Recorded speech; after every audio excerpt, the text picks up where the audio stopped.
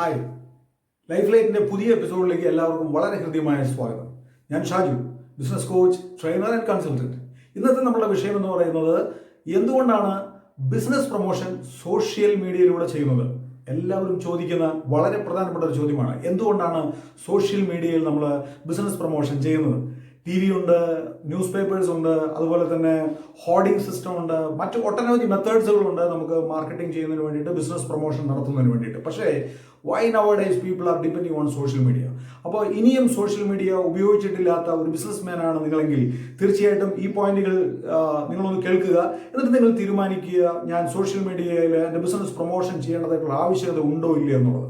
Okay, ഒന്നാമത്തെ കാര്യം എന്തുകൊണ്ടാണ് എല്ലാവരും ഇതിലേക്ക് ചെയ്യുന്നതെന്ന് ചോദിച്ചാൽ ഒന്നാമത്തെ point, you can target the audience. അതായത് എൻ്റെ പ്രൊഡക്റ്റ് അല്ലെങ്കിൽ എൻ്റെ സർവീസ് പർച്ചേസ് ചെയ്യാനായിട്ട് കേപ്പബിൾ ആയിട്ടുള്ള ഏറ്റവും സൂട്ടബിൾ ആയിട്ടുള്ള ഓഡിയൻസ് അല്ലെങ്കിൽ the consumers, the customer, prospect, suspects ആരാണെന്നുള്ളത് എനിക്ക് കൃത്യമായി ടാർഗറ്റ് ചെയ്യാൻ പറ്റും എന്നുള്ളതാണ് സോഷ്യൽ മീഡിയയിൽ ആളുകൾ ബിസിനസ് പ്രൊമോഷൻ ചെയ്യുന്നതിനുള്ള പ്രധാനപ്പെട്ട ഒരു കാര്യം.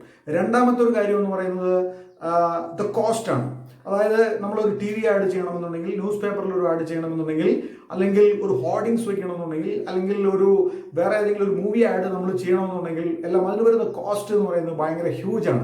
പക്ഷേ സോഷ്യൽ മീഡിയയിൽ even with 100 rupees you can make ഒരു അഡ്വർടൈസ്മെന്റ് നിങ്ങൾക്ക് ചെയ്യാൻ പറ്റും, നിങ്ങളുടെ ബിസിനസ് നിങ്ങൾക്ക് പ്രൊമോഷൻ നടത്താനായിട്ട് പറ്റും. അതാണ് രണ്ടാമത്തെ കാര്യം. ഇനി മൂന്നാമത്തെ ഒരു പ്രധാനപ്പെട്ട ഒരു കാര്യം എന്ന് പറയുന്നത് ഈസി ആയിട്ടുള്ള ഒരു ആക്ടിവേഷൻ ആണ്.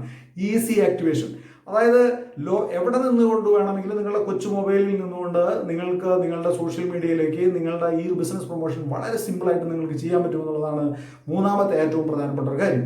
ഇനി നാലാമത്തെ കാര്യം എന്ന് പറയുന്നത് you can control the time period. അതായത് സാധാരണ രീതിയിൽ നമ്മൾ ഒരു റേഡിയോയിലാണെങ്കിലും ടി വിയിലാണെങ്കിലും ന്യൂസ് പേപ്പറിലാണെന്നുണ്ടെങ്കിലും നമുക്ക് അത്രയധികം കൺട്രോൾ ചെയ്യാൻ പറ്റും. നല്ല പാക്കേജ് കിട്ടണമെങ്കിൽ കൂടുതൽ പേയ്മെൻറ്റ് നമ്മൾ കൊടുക്കേണ്ടതായിട്ട് വരും. പക്ഷേ ഇവിടെ എന്ന് പറയുന്നത് നമുക്ക് ഒരു ദിവസത്തേക്ക് വേണമെങ്കിൽ ആഡ് നമുക്ക് റൺ ചെയ്യാം, 2 ദിവസത്തേക്ക് വേണമെങ്കിൽ ആഡ് റൺ ചെയ്യാം, 3 ദിവസത്തേക്ക് റൺ ചെയ്യാം. നമ്മളുടെ ബഡ്ജറ്റിനനുസരിച്ച് നമുക്ക് ടൈം പീരീഡ് സെറ്റ് ചെയ്തുകൊണ്ട് നമുക്ക് റൺ ചെയ്യാം. ഒന്ന്, അതിൽ തന്നെ രണ്ടാമത്തെ ഒരു കാര്യം, റൺ ചെയ്തുകൊണ്ടിരിക്കുന്ന ഒരു പ്രോഗ്രാമിനെ നമുക്ക് ഇടയ്ക്ക് വെച്ച് നമുക്ക് വേണമെങ്കിൽ സ്റ്റോപ്പ് ചെയ്യാം. എന്നിട്ട് വീണ്ടും നമുക്ക് ഒരു 4 ദിവസം കഴിഞ്ഞ്, 5 ദിവസം കഴിഞ്ഞ്, ഒരാഴ്ച കഴിഞ്ഞ്, 2 ആഴ്ച കഴിഞ്ഞ് വീണ്ടും നമുക്ക് ആക്ടിവേറ്റ് ചെയ്യാൻ അല്ലെങ്കിൽ റീസ്റ്റാർട്ട് ചെയ്യാനായിട്ട് നമുക്ക് സാധിക്കും എന്നുള്ളതാണ് ഒരു പ്രധാനപ്പെട്ട ഒരു കാര്യം.